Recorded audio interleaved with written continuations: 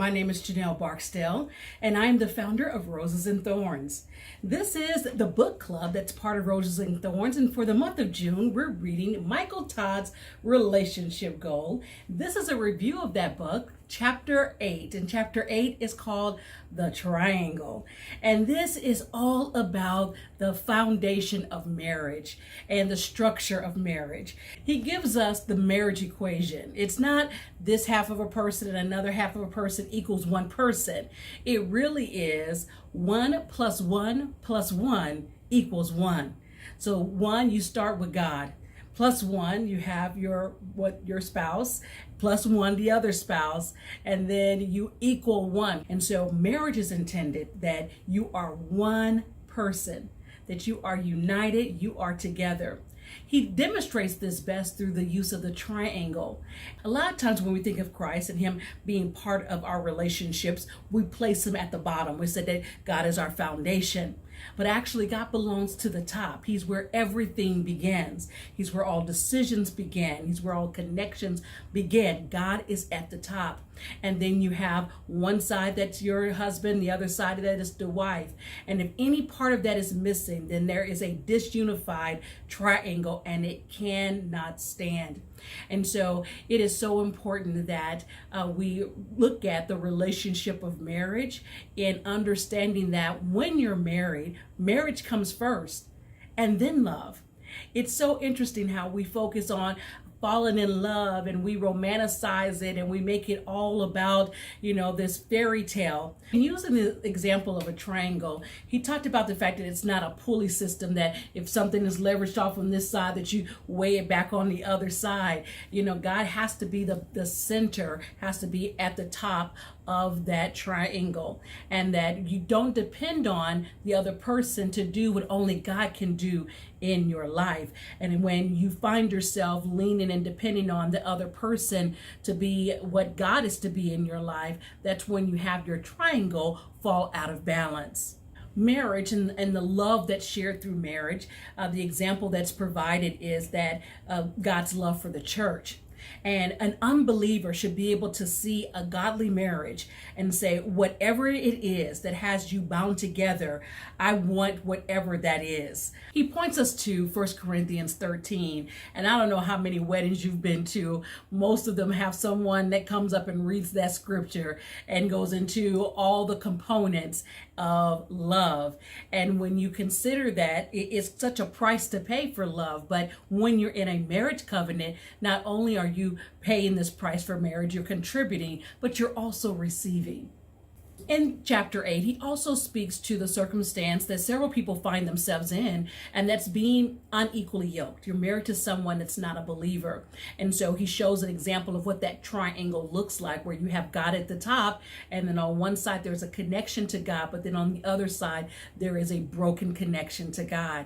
And so he speaks about the fact that you don't have to give up, that there is hope, that the unsanctified wife or husband can be brought into understanding and knowing Christ through the relationship and through the life that their saved spouse lives before them. And I was in Israel in 2017, and there was a rabbi that came and spoke to us, and he talked about the fact that his wife was a non-believer and she was an atheist, which he had been himself, but he came to know Christ through reading a book that led him to the Bible, that opened up his heart, and he received Christ.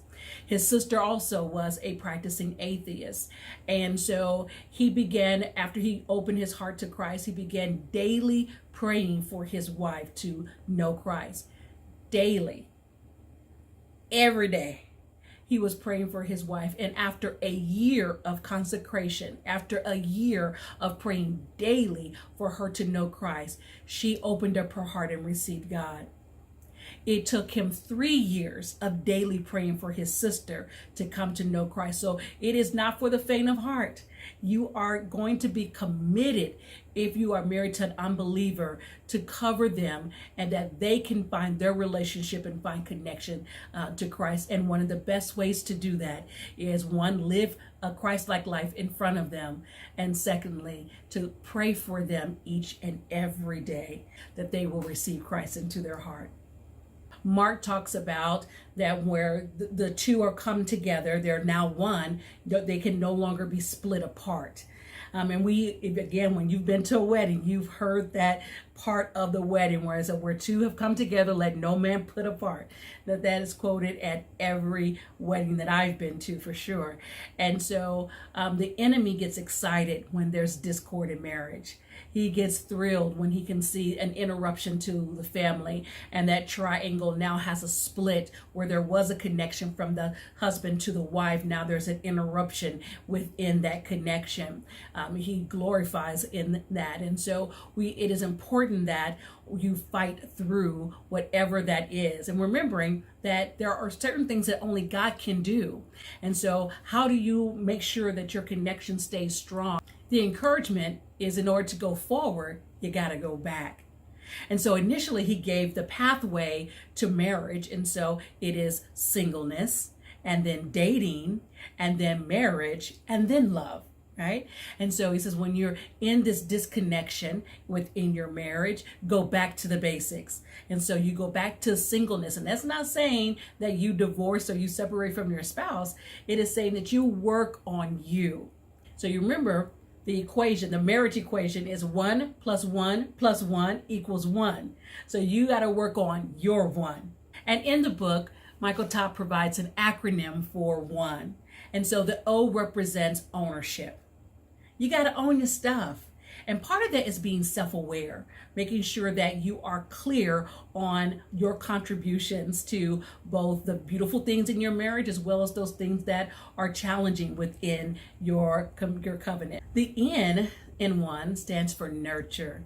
This means that you spend time just nurturing and caring for and loving on your spouse. The E stands for evolve. You gotta grow, and if anything that's not growing, it means it's on its way to death.